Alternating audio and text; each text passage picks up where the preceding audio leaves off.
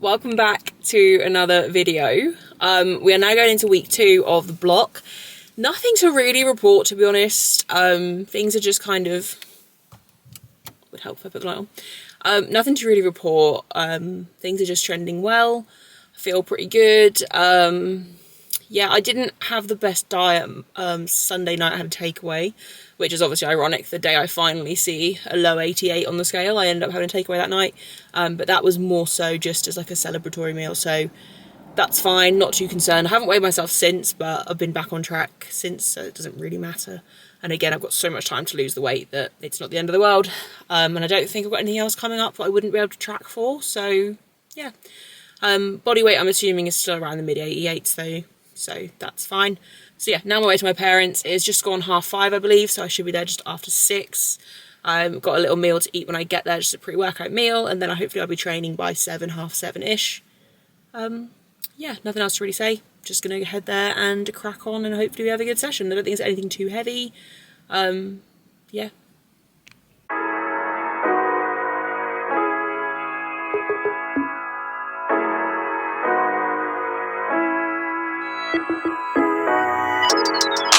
If you rockin' with it, put your hands up.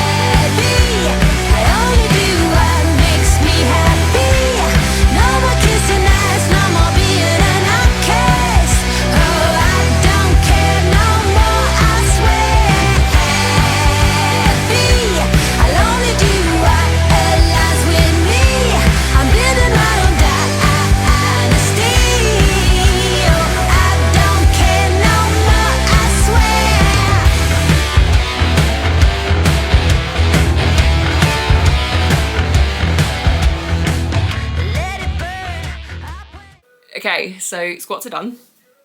I'll be honest, I didn't really want to train tonight. I wasn't in the mood at all. Just not been sleeping well, just very tired. But obviously I didn't see it as a choice. I was going to train regardless. But because last week, obviously fatigue was very high, like especially on squats, my week 5 was very high RPE.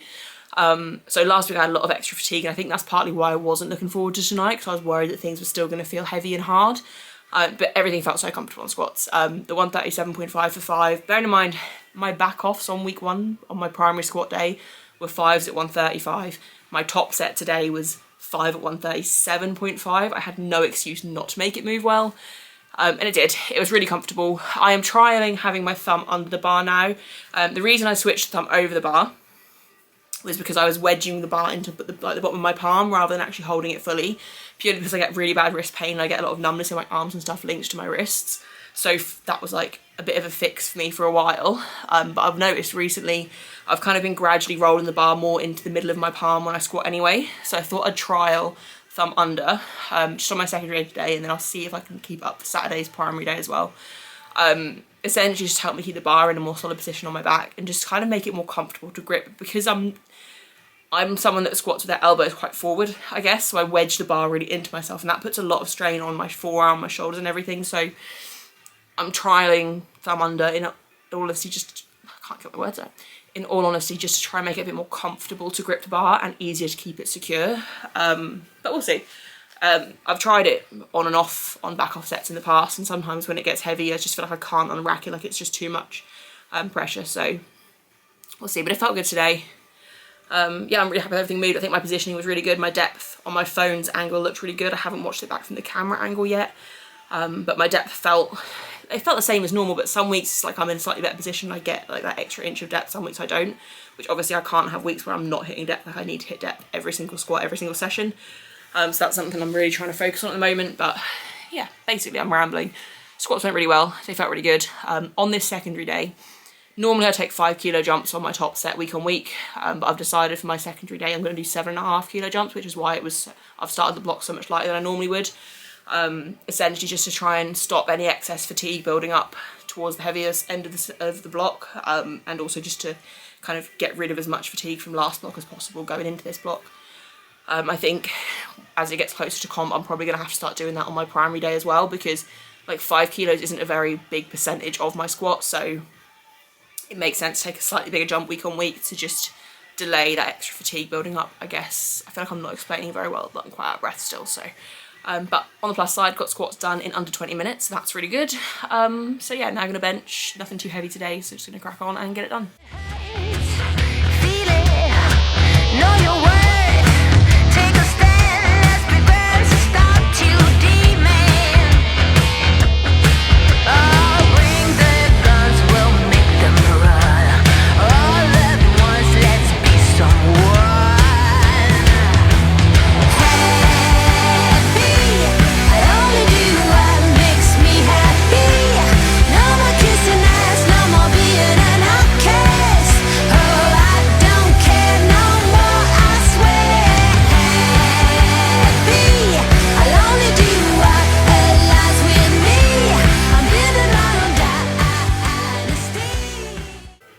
Okay, so bench is done. Really happy with it. So my parents, on Saturday when I trained at Pump, my parents had a bit of a rejig in the home gym. So they've just had their carpets redone in the house. They've put the carpet that was in the living room, that's quite like old and tacky, they've put it on the floor in here just to make use of it more than just chucking it out. And they've just had a little bit of a rejig. And so because of that, the rack has moved a little bit forward. I could have moved it back, but I didn't want to unload the bar fully and do that. So I had to bench with the rack a little bit further forward. And because of that, if you see like how the home gym is set up, I've got 2 mats on the floor. So I've got the deadlift mat, and then I've got the mat that's under the rack, and there's an ever so slight gap between the two. But the deadlift mat is ever so slightly higher.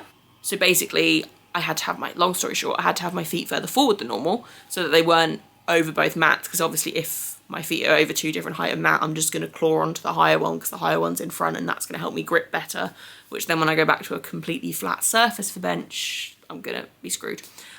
So yeah, basically I had to move my feet further forward is what I'm trying to say, which I wasn't sure about. I used to bench with my feet quite far forward. To be honest, the way that I have my feet for bench is literally just dependent on how the home gym is set up at the time. Like the way it used to be set up, I used to have them further forward. I had them wider for a while. It just literally depends on how things are set up and arranged in here. So had them further forward today, and I wasn't sure how it was going to feel. Apart from the fact that I can't slide quite as far up the bench to unrack, so the unrack is a little bit harder. It feels really good. To the point where I think on a combo, providing the floor is grippy enough, I think I'll really feel the benefit of having my feet further forward. My bum stayed down a lot easier. Leg drive just felt a little bit more consistent.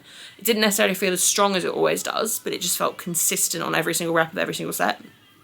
So yeah, I'm feeling quite good about that. So basically bench with my feet further forward. 105 3 count single was incredibly easy, and 5s at 97.5 were also incredibly easy. So yeah, don't really have anything else to say. I'm really happy. But I need to crack on and deadlift, but I'm getting through the session really quickly, which is amazing.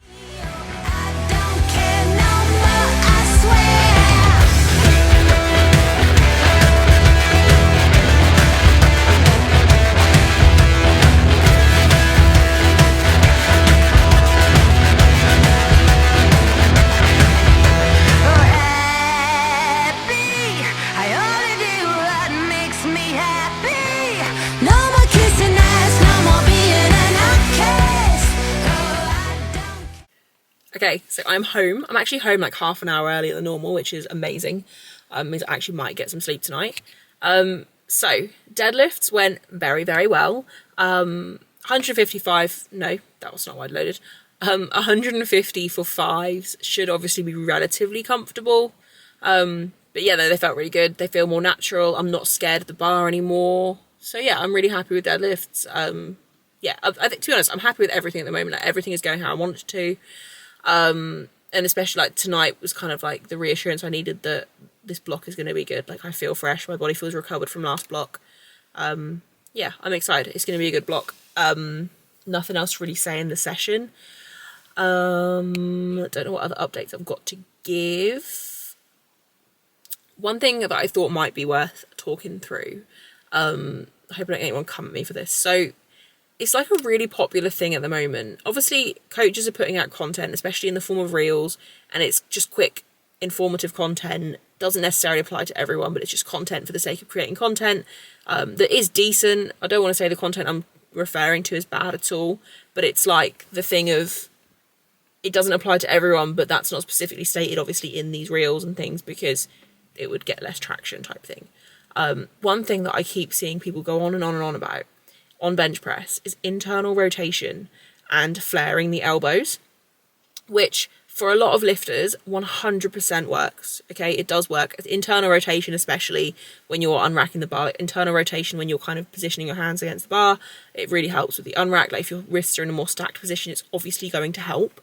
But I just want to say, like, it's not a one-size-fits-all thing. Like, I'm seeing so many new lifters just follow this trend and share it everywhere, and it's like, please just try what works. Like, figure out what works for you. Like, if I internally rotated and flared my elbows on bench, I would probably struggle to bench 80. Everyone is different, and everyone is built differently, and everyone has different styles and techniques, and maybe when I first started, if I'd have done that like method of benching, I'd probably have a very different style of benching, and, you know, maybe it would work better for me or the same for me, but I can't imagine my bench would be much higher than it is now anyway. But if you're someone that, like, for me, I class myself as quite a muscular lifter. Like, I am like a brute force lifter. I have good technique, and I nail the basics of the technique side, and, like, I say the basics, I nail the technique side, obviously, but for me, like, I rely on my body having the musculature and the strength behind it to perform and execute at these top end weights. And like for me, I tuck my elbows when I bench. I do not internally rotate, maybe a little bit for the unrack, but my elbows are tucking in when I bench. That's the opposite of flaring, which is what people seem to be recommending. Like if I flared on bench, I think my shoulder would just pop out. Obviously, I wouldn't flare like ridiculously, but I don't know if I'm explaining this very well. Yeah, it's just an in thing at the moment. I just want to remind everyone that watches these, just like the 2 people that watch these, make sure you're not just believing everything you see. Like, just because it's a reputable coach putting this content out, it doesn't mean it's necessarily right for you. By all means, try these things, especially if you've not got your own coach. But just remember that there is no one size fits all when it comes to lifting. Like, everyone is built differently. There's obviously set points that need to be correct for everyone, like things that will keep you healthy, things that will stop you getting injured. Like, there is such a thing as bad form. But everyone's bodies are very unique, and everyone's strength is very unique, and you need to find what works for you. So don't just jump on the bandwagon of trusting all of these coaches just because they've got good reputations. Like, obviously you want to trust someone that has a good reputation, but a lot of people are just putting content out for the sake of growing their name, and it's not necessarily content that's going to be applicable to everybody. And I feel like at the moment, the thing that I'm seeing the most is about the elbow flare on bench. Obviously, it helps with bench depth, which a lot of people obviously have been struggling with since the new rule came in. But at the same time, there's other things you can also do to help with bench depth. Like, if I went to, my bench depth was iffy with how I bench. So I brought my grip in and I sink it a little bit further into my chest. If I'd have tried flaring as a way to fix my bench depth, again, my shoulders just wouldn't hack it. And I'd probably have to really cut back volume on bench. So, you know, I just wanted to say that everyone is different. Everyone is built differently. Take the advice and the content that you see with a grain of salt. Ask around. If you don't have a coach, obviously if you have a coach, ask your coach what they think. But if you don't have a coach, ask people whose opinion you respect. Kind of try things. Trial and error is the best way to get stronger. But also just remember, at the end of the day, if you want to get stronger, just keep putting on muscle. Muscle mass will make you stronger. But yeah, that's what I've got to say. A little bit of a rant, but it's fine. I hope you have enjoyed this video. I've really not got much to update you on. Like, diet is back on track. I just had like a meal off, and then I had the leftovers the next day. So Sunday and Monday weren't tracked brilliantly.